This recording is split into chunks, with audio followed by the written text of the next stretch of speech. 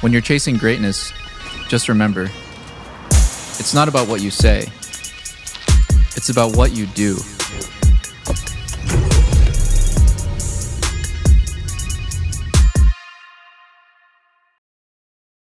Hey, what's up guys? It's the Nightwing at Way of Life Esports. Just want to say I want to give a huge, big shout out to Alorum for being the first LCS pro player that I ever had a chance of interviewing. Thank you so much, man. It was a blast having you on, talking about the LCS, talking about anime. Can't wait to have you on again in the future. And now you guys, enjoy the rest of the video. Thank you, and like the video, comment down below, and subscribe if you have not. See you guys. Hey, what's up guys? LOL Podcast Season 3, Episode 17. I'm actually joined here by my very first LCS Pro / Academy player. It's actually Alorum. How you doing, man? I'm not too bad, man. How are you? Pretty good. How's quarantine treating you? You know, I get up every day, get out from that bed behind me, get right here on this computer, and I'm playing League all day. Really? I did the exact same thing. Yeah. So, you know, our lives are a little intertwined right now.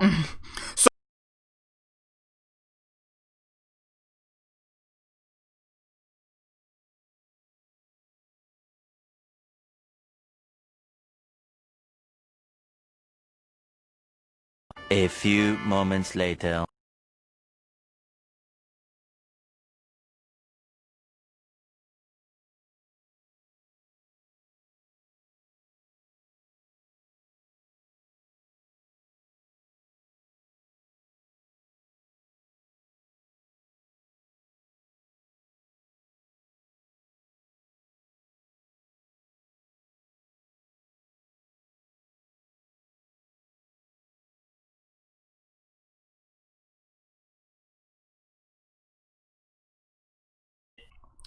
Yeah. Oh, good gosh. So, hey man, how are you doing? You having a good day?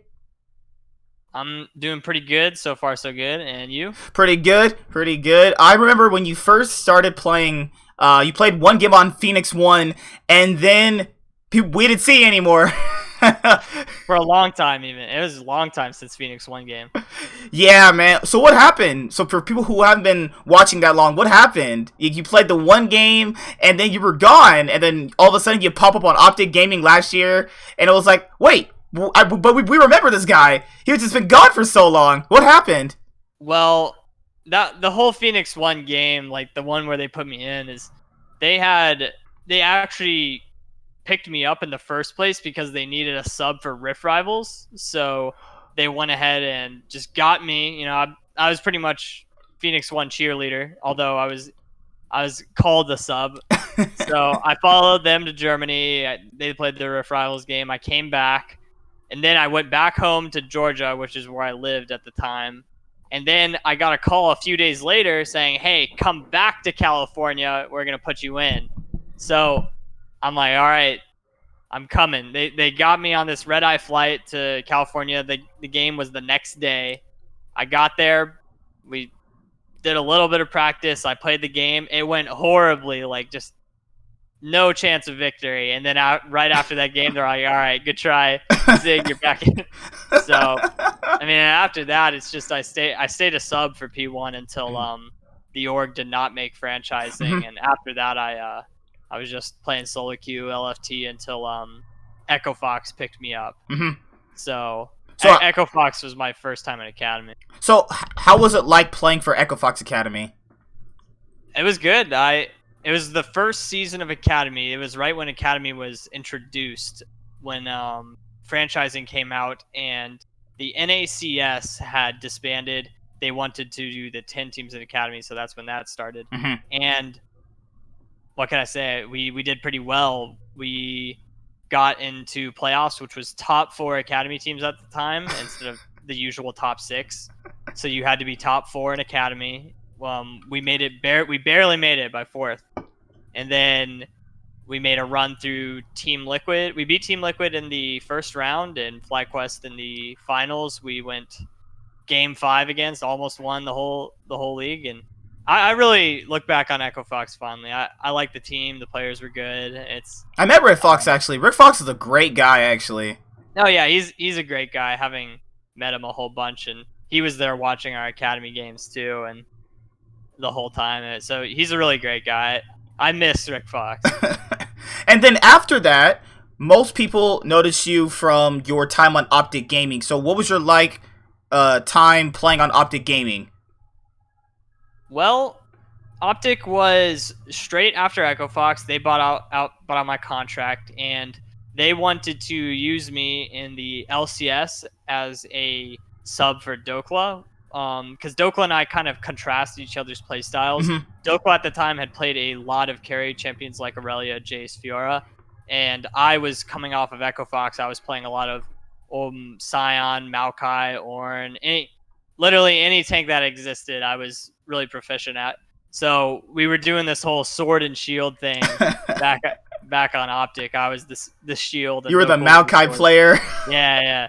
So they put me in a few games. I had some good games, some bad games. But yeah, it was all right. Like Optic could have been more fluid than it was. It wasn't exactly something that I remember being very easily dealable with because it was kind of hectic when we dealt with rosters. It was like, oh my god, we need you in.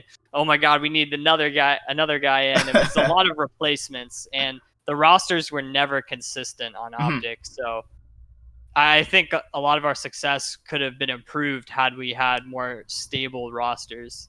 But overall, Optic was an interesting experience, and it was my real first experience at LCS. I don't really count Phoenix 1.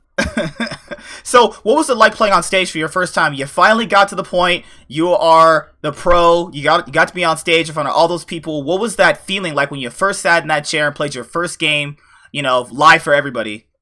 Well, are you talking about Phoenix 1 or the second time around? Definitely. Okay. I'm not counting that first time. That wasn't even fair. Okay. So the first time was Optic. It was funnel meta, and I was playing against Echo Fox, my old team, and that was still Huni and Dardoch on the enemy team. I remember I locked in Ornn, which was at the time one of the best characters in the game and one of my best characters. So I was feeling good. I didn't have that many stage jitters, even if it was my first time, because if I can get onto a champion that I'm comfortable on, I feel really good about my play. So it really wasn't as nerve-wracking as I thought it would be. I think even these days, I will get nerves before every single match, even online, because it's a high-pressure match, right? You want the win counts for a lot. So there will always be some kind of, at least for me, there will always be some kind of butterflies in the stomach feeling before every match, but never enough to make me misplay because I'm too nervous. I don't think I've ever been in a position where the nervousness has overtaken me and I was just sitting there like a deer in headlights, not knowing what to do.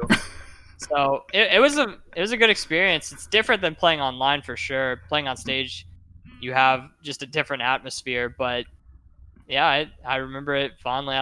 It was a good win too. I had a good performance on my very first game, so looking back on it well. So what I would like to ask is, why is there this stigma that certain players can play better online than on stage?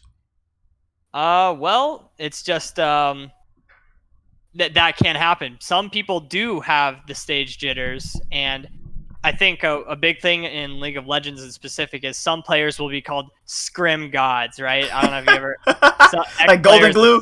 Yeah, X player is a scrim god. So that just means exactly what it sounds like. They can't translate their scrim gameplay, which is online, into the stage gameplay, especially when it was there in person at LCS. And it's really as simple as that. Some people do get nervous more than others, and depending on who you are, you can handle it or you can't.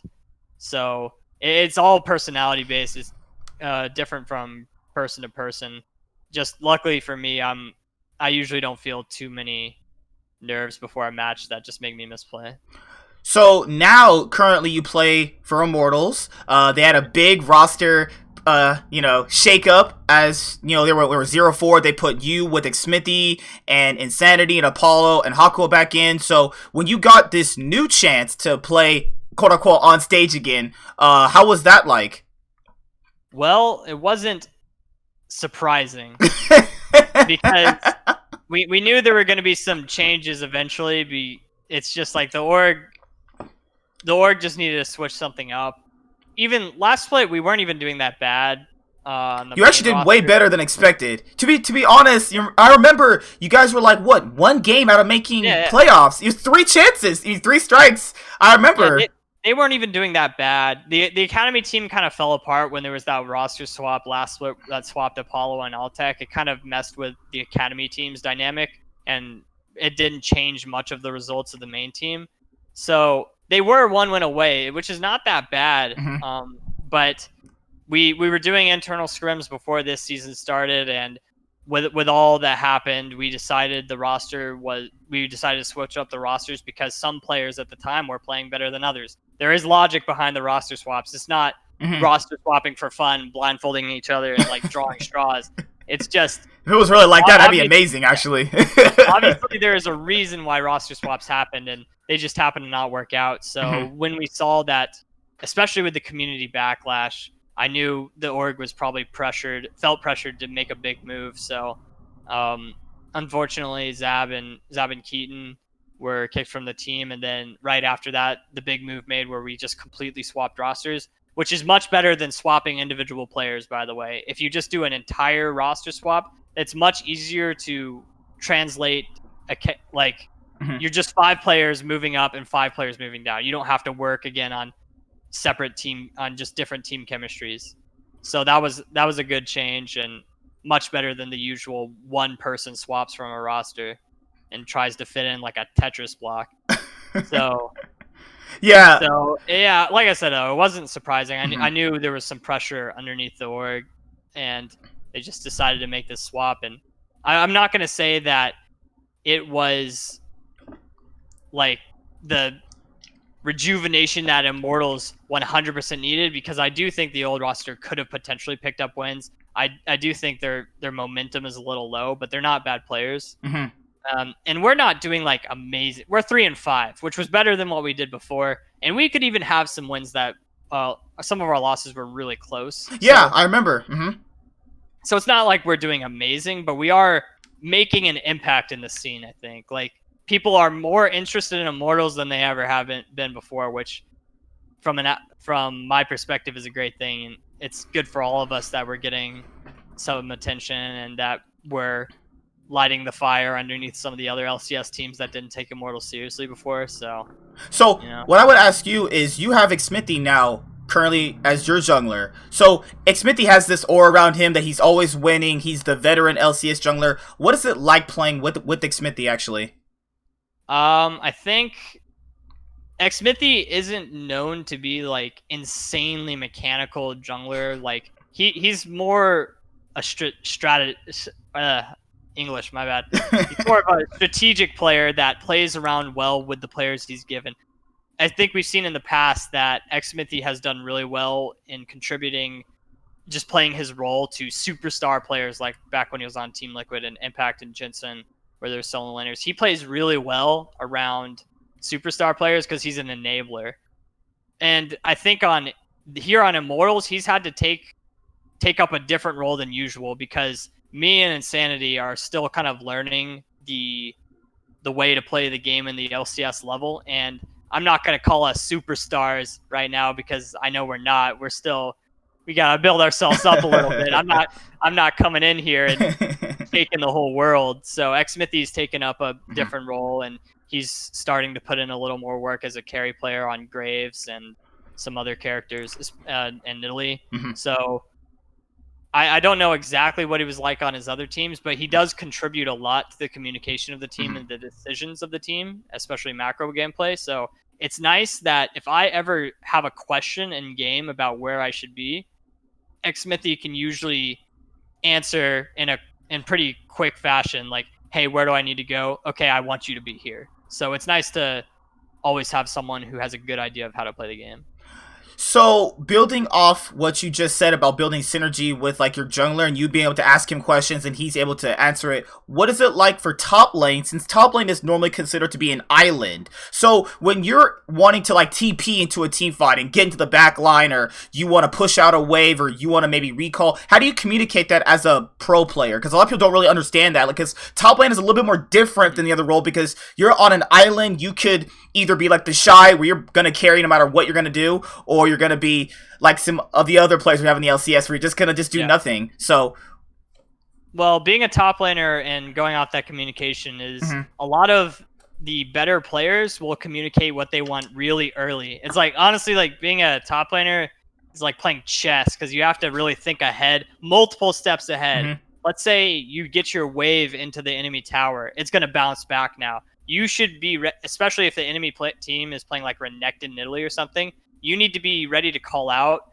that you could be potentially dove in a minute from now. So that way the team, especially the jungler and mid laner, can prepare for a minute in the future when the wave crashes top and you need to be there. So being a good top laner and with the communication with the team is all about calling things ahead of time, saying, okay, my TP, if you're going to fight here, then be ready to put down a TP ward for me so we can set up a play right there. Or it's you're looking at your bot lane and seeing what their wave is like, and you're calling out, okay, make sure there's no wards behind you so the enemy top laner can't TP on you for free. And if he does, then I can match it. It's all about looking into the future as a top laner. Unless you're playing like a really volatile matchup where the jungler is going to play around your lane, you always need to think about a minute or 2 minutes ahead. Think about objectives at Dragon. Think about how you can use your wave to secure more vision for Rift Herald or in their jungle. You really just need to think ahead, and that's just the key point of playing top lane. So, on the concept of drafting, you know, a lot of the community's perception is the coach is at fault for the draft. No matter what happens, the world could be literally on fire, but the coach is always at fault for the draft. So, how do you guys go about preparing, like, let's say a normal draft, for an LCS match? Well, we will always, in pretty much every team, before an LCS game, you'll meet a couple hours before and go over the draft. And draft meetings can, depending on the coach, can take an hour or 2 hours. You really go through so many situations. It's not uncommon for you to have a draft sheet where you've gone over 10 different possible draft scenarios, and even then you might not even get the right ones. Drafting for LCS is a lot about prediction of what you think the enemy team will pick and ban. You look at what they've played in previous games. You think about what you played in scrims this week, what's been successful, what hasn't. So the coach, really, when you say like the coach is at fault for drafts, like let's say there's a bad draft, coach, why'd you do that? A lot of the time it's because you got caught off guard and you weren't able to predict what they were going to do in draft, and you kind of made a quick decision of what you think is correct at the time, and it just doesn't happen to work out. If you want a coach to be fully controlling, like coach makes 100% of the decisions, then maybe you can say, man, coach, why'd you draft like that? But usually the players do have a say in what they want to play. But it's up to the coach to keep the draft under control. So like, don't let players wild out and pick something that you haven't practiced in scrims all week. Like, make sure you keep the draft stable and what you're used to. Don't let your mid laner pick Janna mid with cleanse and flash. Yeah. That's probably not what you want. It's up to, because a player sometimes will go like, yeah, man, this pick is going to be so good here. And it's up to the coach to say like, hold on, man, like just chill out. We haven't even practiced that the whole week. Let's stick to what we know. So, on the concept of like scrims of games like that, what's a normal scrim for an LCS team? Or do you guys have like a schedule? Yeah, every LCS team is scrimming right now from 12 to 5. Okay. And it can be shorter or longer depending on how the games go.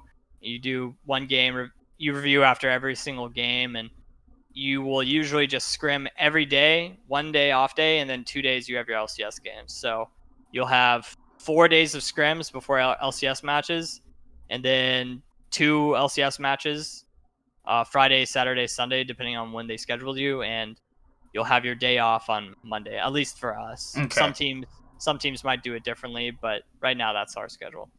So with how League has been shaping up now, champions are a little bit more broken. Have you noticed that? Yeah, like Volibear, Aphelios especially. Aphelios was people's eye opener. So, do you think Riot is just having a purpose behind making all these broken, quote unquote, broken champions? Like Volibear, Aphelios with no counterplay. It feels like when they start going, they're just going, and there's no way to beat them. Well, I think Aphelios and Volibear are a little different story. I felt like Volibear was way more straightforward than Aphelios. Aphelios had so much in his kit to begin with. They've had to nerf him over and over and over and over and over again until he's finally seeming not as overpowered. I think the most recent patch, they nerfed him again, especially on the Infernum, and maybe he's balanced now. Who knows? But Volibear was a little more straightforward, and while his numbers are just good, and he's good at diving, but at least he falls off late game, and he's just kind of like a tank in the late game, and not someone who 1v5s your team like Aphelios did with press R with the Infernum and one-shot the whole team. So I think Riot is starting to realize a little bit that they can't just put everything in one kit and it will be all right, because Lilia does not seem that strong right now either, and she seems pretty basic to play, which is good, because I think some other pro players, I know Meteos had a video about it, or a clip about it, saying that Riot in the past has felt like, how can we make this champion so unique, and they just threw in a bunch of mechanics into a bowl and mixed it together and came out with this monstrosity of a champion. So hopefully no more of that. I always looked at Aphelios as like a more advanced version of Jinx. He has two guns, he roots you from distance, he has a long range ultimate, and like if you have certain players who can literally 1v3, if he has like max range chakrams, like what is that? He had a little bit too much in the kit, so I'm glad they're toning it down a little bit. I've had enough of Aphelios in my lifetime. So for the people who haven't really seen you until like last year, this year, what is your League background? So how did you ever get into League, and how did you ever get to the point where you wanted to make this your career of passion? Well, I played games my whole life, right? And when it comes to computer games, I was really big in World of Warcraft and Guild Wars. I was playing MMOs pretty much strictly until high school, freshman or sophomore year. My friends convinced me to play League, which was pretty new at the time, and MOBA games were just starting to be on the rise. Like Han and Dota was getting more popular. So I decided to, whatever, man. WoW was getting a little boring since it was probably in the middle of some expansion with no patch for months.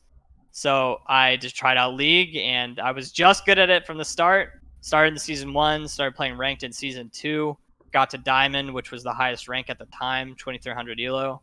And even at that time, I wasn't considering League to be my job, but I was streaming the game back then. So at least I was making somewhat of a name for myself in high elo. It wasn't until maybe late into high school or my early first year of college where I decided to play amateur, because I was a Wukong one trick for so long. And not many people are very interested in Wukong one trick on competitive team. So I had to make the transition from Wukong player to a real competitive player that could play other characters. And I've just was in the amateur scene for so long. My entire career was just small steps. Like I would start on a team that no one would know, and we didn't make it anywhere. Move up to the next season would be another team that was a little bit better, and then a little bit better, and it just kept on growing until I won Open Qualifier on Delta Fox with. It was me, Grignay, Demonte, Shinon, and Ions. We won the Open Qualifier and made it into NACS. And then after that, I joined Team Gates. So it's just, it's been small steps for my career all the way up until now. So what was the first actual, I guess, League event you ever watched? Like, would it be Worlds, MSI, Rift Rivals? Man, Rift Rivals, rest in peace. It's so hard to say. It might have been one of the early Season 2 IPL Cups that were sponsored by Intel, I think. Oh, yeah. Or it could have been an Intel Extreme Masters and IEM event. Man. It could have been a DreamHack. Back in the day. All those events, IPL, IEM, DreamHack, the Solo Mid Invitationals, NACL, North American Championship League. All of them I remember watching at one time, but I can't remember which one came first. There were so many back then. What was your most recent favorite event so far for League in the past, like, recent memory? I it's got to be Worlds. Like, there's really not that many international events going on. Yeah. Now. And so I basically have to choose between Rift Rivals or whatever. I guess I could say like Kespa Cup and LCK, or the recent LCK versus LPL. Oh, the Mid-Season Cup. Yeah, the Mid-Season Cup happened. That was fun to watch, actually. I wish you could have got that for like NA versus EU, though. I wish you could have got that for NAU, honestly. I wish so too, but obviously, like, they probably didn't want to just fly over the EU teams to NA. LCK and LPL were close enough to where they could probably handle that, but we're so across the whole ocean, right? So yeah. I still would prefer Worlds. Like, I just like Worlds because you get to see teams from the wildcard regions, so I like watching too. So in recent memory, definitely just the most recent Worlds. What would be your favorite Worlds of all time so far? Oh man, well, I remember I liked the Samsung White versus Samsung Blue World. Oh, that's when I first got into the game. My first Worlds was Season 4 Worlds. People don't know, man. People don't know how strong Samsung White was in that tournament, man. It was like, it's kind of funny. Their only games they lost to was Starhorn Royal Club and TSM. That's right. I remember because I liked watching Looper play back then, and Looper had the insane Singed. He really liked Singed back then. I remember playing that, so I guess if I had to pick one, Season 4 Worlds. And then it's hard to say because like after that, we got to see Season 5 SKT at Worlds 2015, and people always say, who's better, Samsung White 2014 or SKT 2015? That would be crazy if you could have actually seen those guys go at it, because that people don't remember, man. That SKT from Season 5, that was just insane. Well, that was the start of the SKT dominance for 3 seasons in a row. They were just so insane. So, well, and unfortunately, there's no all-star in like all-star game you can play on your Xbox like you can with NBA. You know, NBA 2K pick the all-star teams, so nothing like that yet. Oh my goodness. What else was I gonna say? Sorry, kind of blacked out on a lot of things I wanted to ask. So what for like the consensus around the community is like the LCS doesn't really try out new players. They always kind of recycle talent. So what's your opinion about that? Well, I think that LCS orgs they really don't want to take that many risks for whatever reason, because a lot of the time they are thinking about the results of now instead of what the results of the future could be. They don't really plan for the future as much as they should. Some teams do it better than others. And it's just, everybody wants to win right now. So not everyone is willing to put in the academy players, but it's been a little more utilized in recent times. I don't want to say it's because of us. It just probably happens to be that way, that people are starting to use more academy talent. And I think the academy players have gotten significantly better over the years since they've been there for so long. They were bound to catch up eventually. Dude, people don't remember, because I've been watching for so long. Tuesday has been a CLG Academy mid laner since we had NA Challenger. That's how long he's been with CLG. That's right. So the academy players have caught up over the years, and there are probably plenty of academy players that can play in the LCS perfectly fine, or even exceed or do really well in the LCS. It's just a matter of time until they get their chance and prove it on stage. So hopefully more people will start getting a bigger chance, and hopefully they change the name of academy in general. I'm sick of it. Academy just has such a garbage name. What would you call it, actually?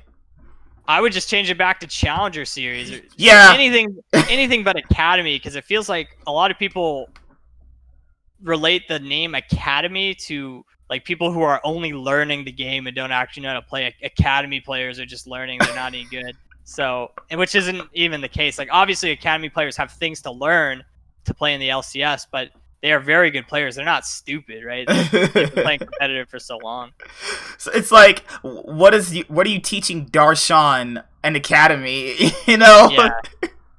Yeah. And for the even old players that play in academy, like, I've been around for a long time, and Darshan has been around for a long time. Darshan is good, and he's better than a lot of the academy top laners too.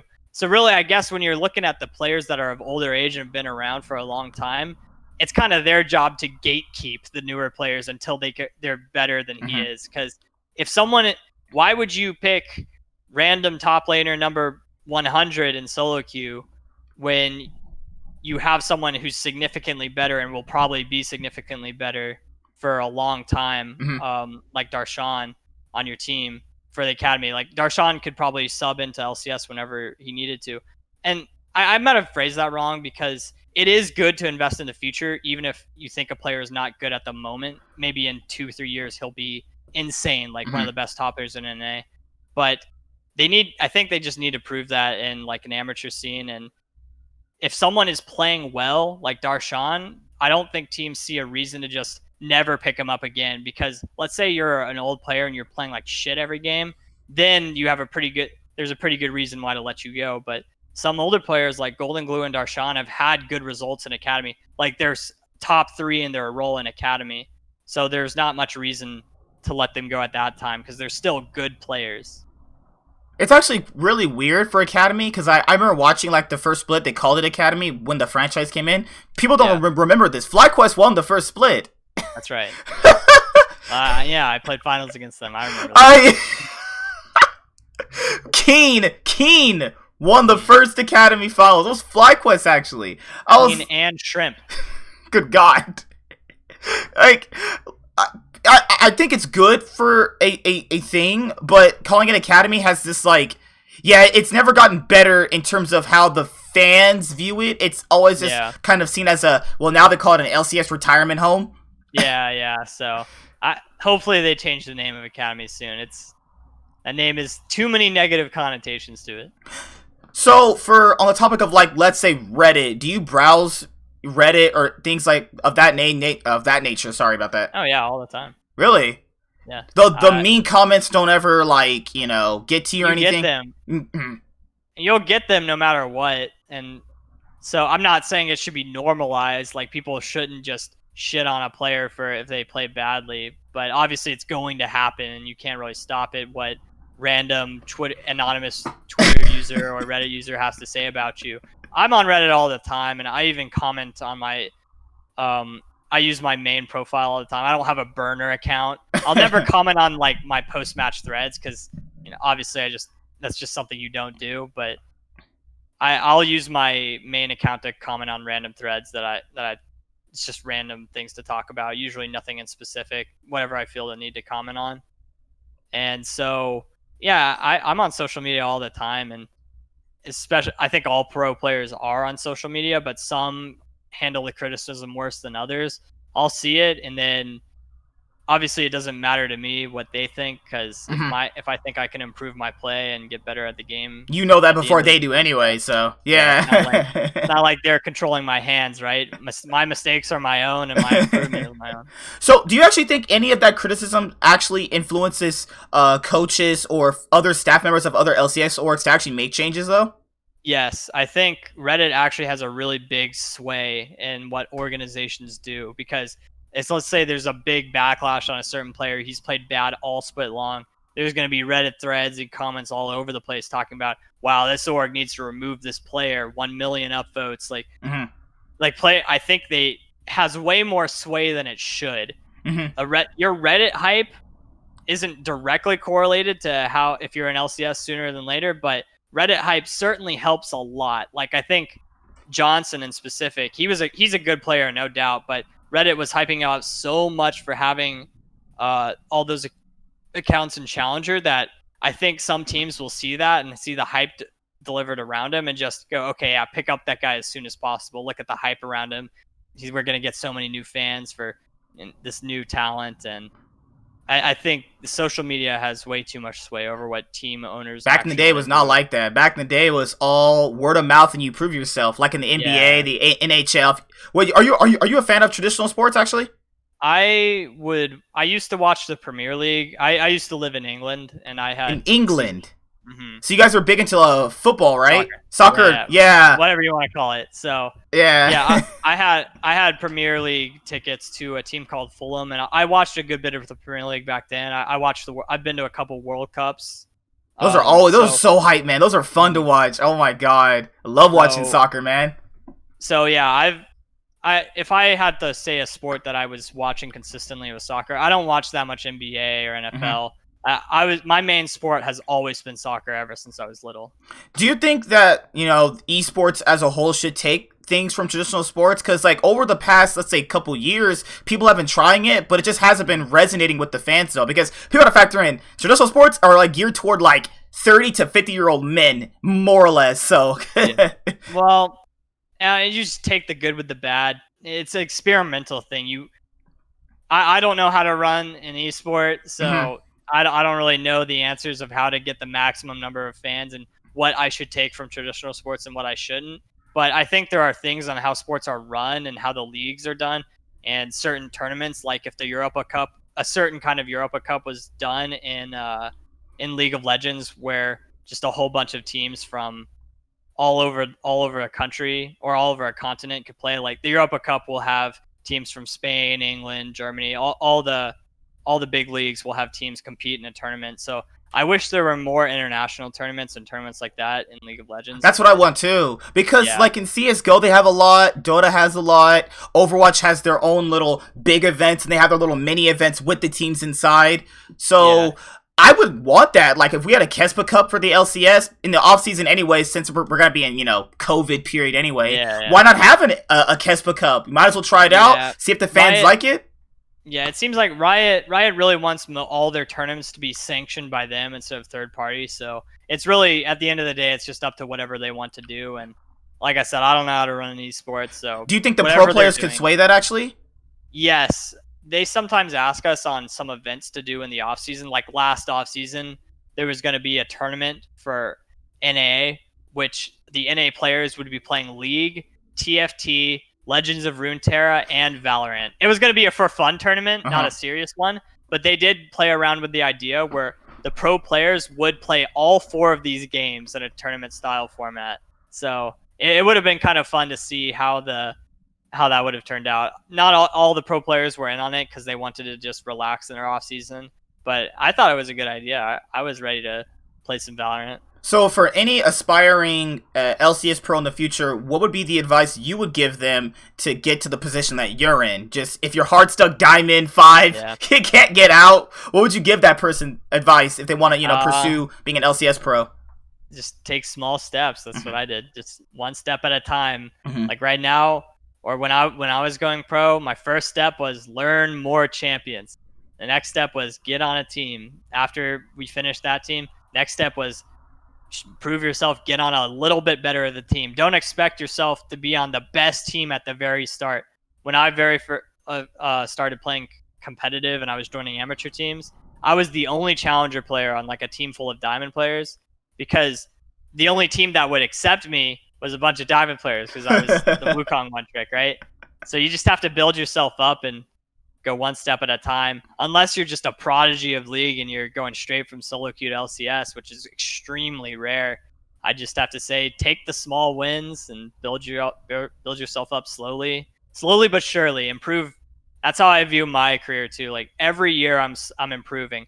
I might not be lightning in a bottle and the best player in the world right now. You never know. You could be the Shy next year. You never know. You don't know that. I am could be very the Shy. confident. I'm very confident in my slow growth. I think I improve every year without a doubt. So, what would be your favorite meta to play? Because a lot of people now, they like the fast-paced playstyle, but the common thing back then was scale toward 45 minutes in the game, win a team fight, get a Baron, and win. Now it's like get turret plates, get an objective, after that get Dragon Soul, then get Baron, then push down mid lane, then win the game. So do you prefer the more slower style of League, or do you now prefer the nowadays League, which is like faster pace, upbeat tempo? I guess I don't really have a preference, to be honest.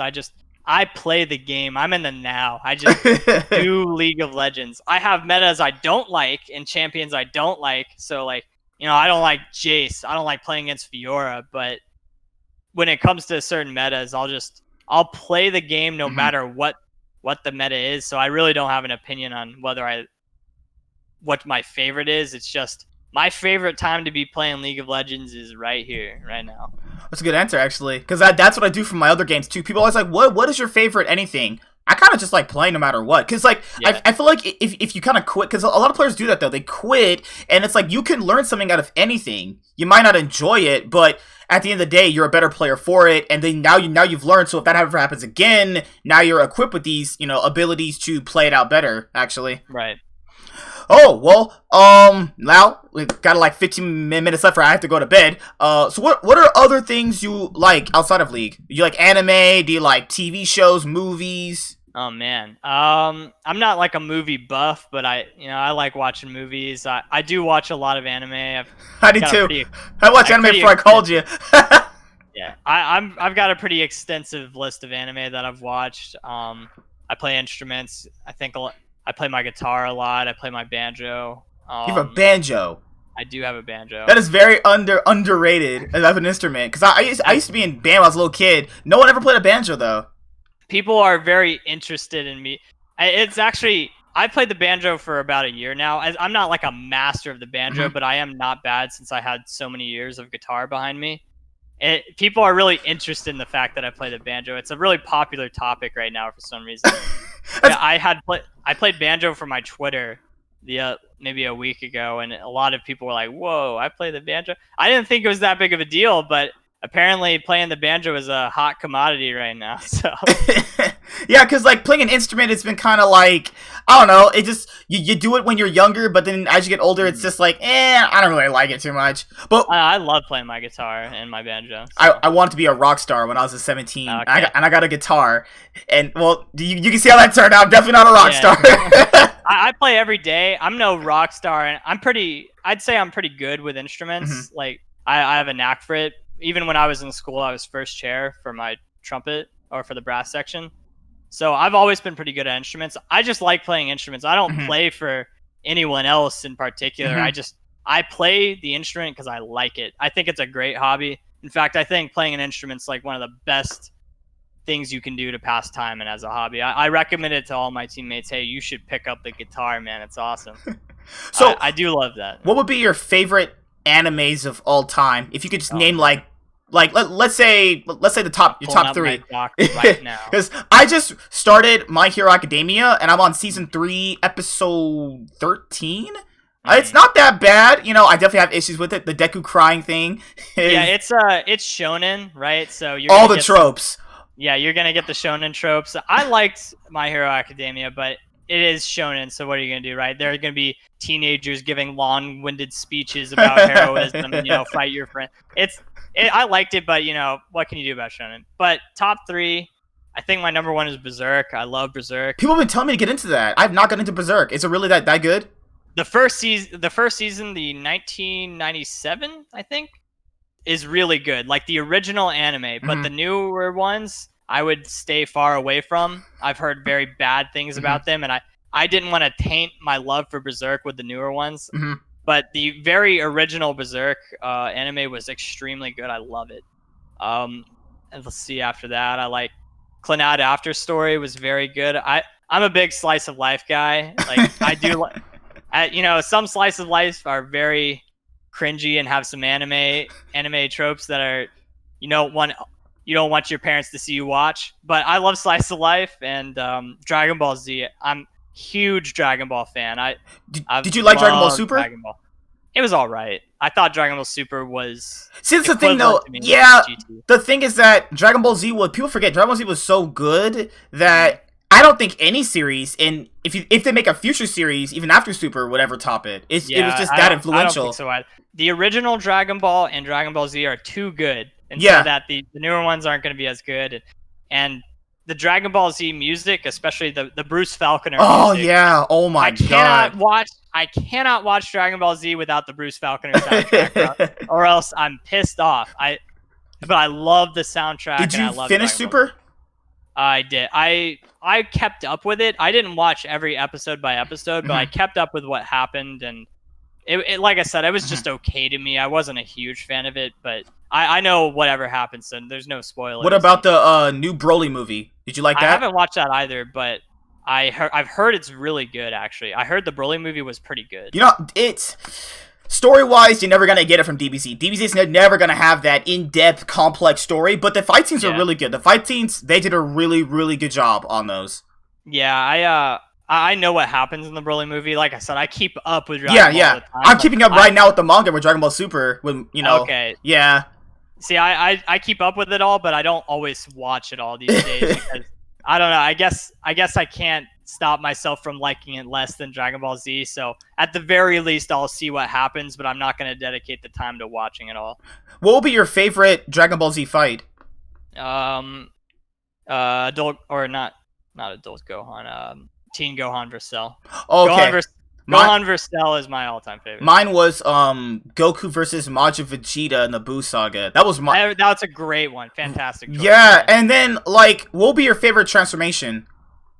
Man, Gohan really? Super Saiyan. Yeah, that was so hyped though. Like, you know how in anime, like they little tease something for like one episode, and then an arc later, it finally happens and it pays off, and you're like, this is amazing. Super Saiyan 2 Gohan all the way for me. Mine was Super Saiyan Vegeta, because Vegeta was telling Frieza this and getting beat up and killed, and then the next arc he can finally turn Super Saiyan. It's like, finally, this guy's shit talking and he's finally a Super Saiyan now. Android 19 and 20. Yeah, and then 2 episodes later he got beat up by 18. It's like, nope, can't do it. Gotta go find another transformation.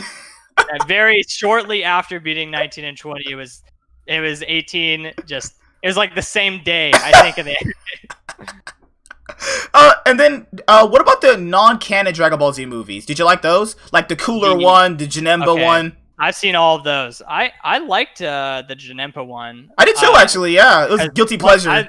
I like Pycon. Pycon's a cool character, even though he's not canon. Mm-hmm. And Pycon also has an amazing Bruce Falconer theme. Mm-hmm. Yeah, man. The themes are so good. Bruce Falconer, please never stop scoring Dragon Ball Z, man.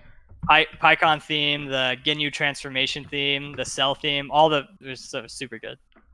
So, man, have you ever watched, you've watched Full Metal, right? I sure have. Okay, so why does that anime have the worst anime ending of all time?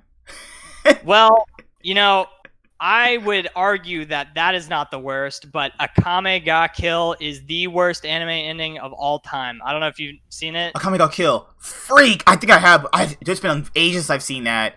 It was all right, like even maybe like a solid anime, but had the worst ending I've ever seen in my entire life. And I remember watching it on Team Gates. I remember going downstairs in the gaming house, and I had to vent to my teammates about how much I hated it. That's how much I hated it.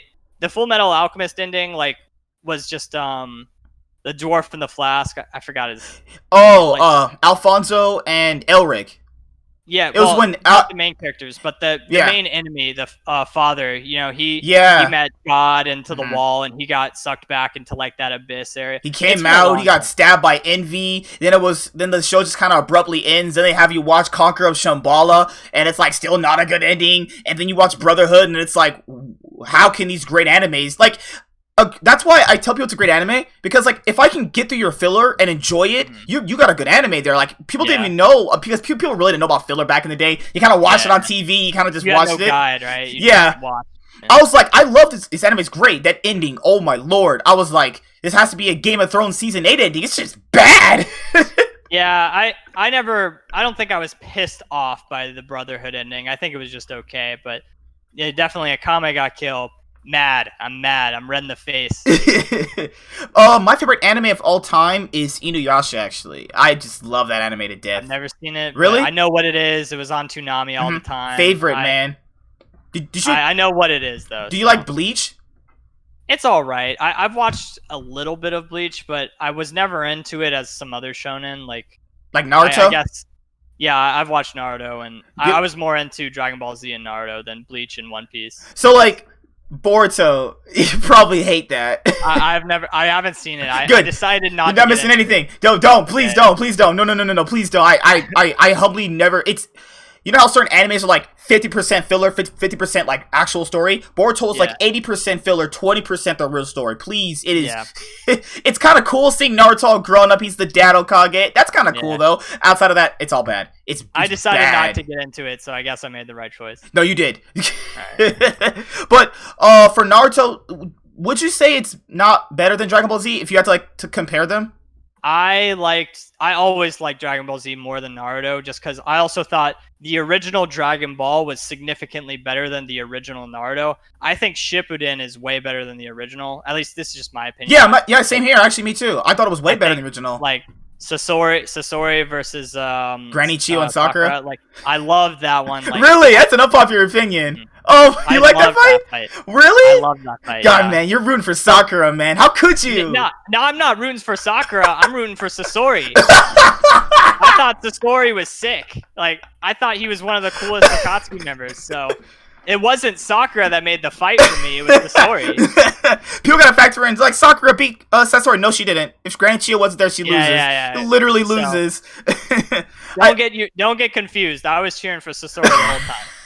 But yeah, I think Dragon Ball had a better origin story than Naruto, so that's why I had always liked Dragon Ball more. Oh my god, the whole Naruto and it's Sasuke that always got me, because, like, weirdly Sasuke had this, like, weird Zenkai power-up in the series of Shippuden. Like, he beat Naruto, Sakura, Sai, and Yamato, then he beat Orochimaru, which is, like, Sannin Kage level ninja, then he beat Deidara. I was like, what kind of power-up is this? This man trained for 3 years. Then he's able to... They actually have Zenkai boosts in the show. It's weird. But, okay. Yeah, you said you got to go after an hour. So is there anything you want to say to any of the fans who are now going to, be with you throughout the years of being an LCS pro? Well, I guess, just keep cheering us on. We're doing our best. We're trying to make a run from a pretty rough start. Yeah. We started at 04. We weren't playing. So whether we make playoffs or not this year, and if we continue the next year, just hopefully we can make some great things happen. And if we make playoffs this year, maybe we can actually do some damage to the other teams. You're going to make a run to the finals. That's right. You're going to go to Worlds. Immortals for Worlds 2020. World Champions. World Champions. I might be small steps. Remember, small steps. Oh, yeah. You got to get to World's playing stage first, then get to the group stage. Yeah. But yeah, okay, guys, this has been a Lorem from Immortals, the first actual LCS pro that will give me a chance. So I want to say, man, thank you so much. It means a lot, because, talking to a bunch of people, they're always like, no, and, like, you ask out 10 hot girls, and one says yes, so you're the hot girl that said yes. I'm so glad that I'm the hot girl. I'm glad. Just make sure the Sakura hate continues. That's all I ask. See you guys later. Goodbye. Have a good day. And check out Alorum's Twitter and his Twitch. You stream on Twitch, don't you? I have a stream on Twitch, but I don't stream often. I'll probably stream again in the next offseason. Okay. See you guys later. Goodbye, and have a good day.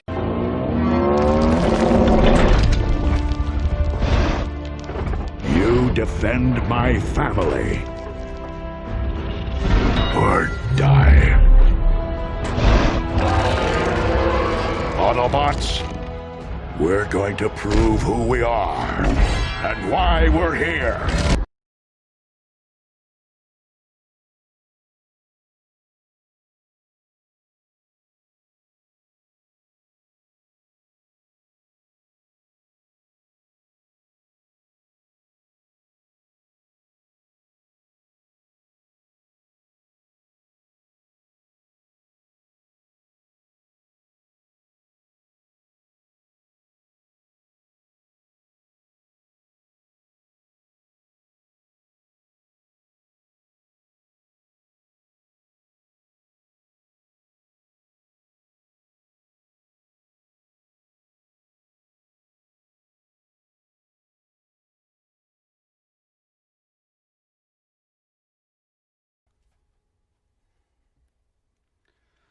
Do it!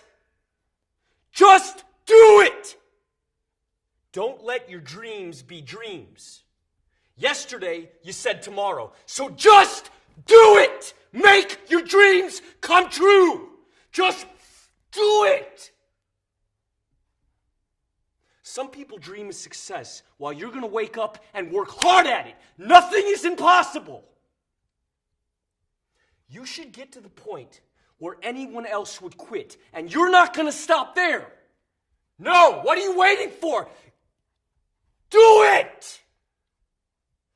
Just do it! Yes, you can! Just do it! If you're tired of starting over, stop giving up.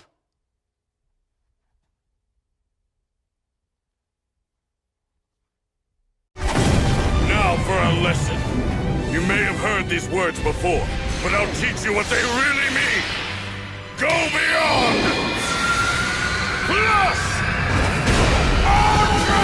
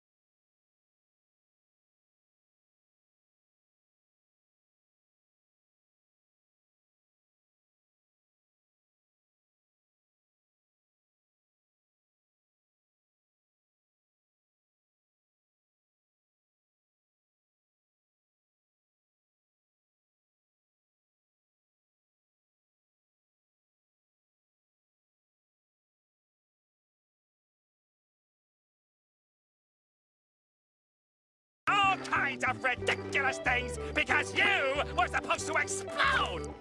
You want me to explode? Yes! That's what I've been waiting for! Okay, I'll try. Gary! You are gonna finish your dessert and you are gonna like it! Ah! Now it's your turn. That's not what I meant, you barnacle head! Ooh, good one. No!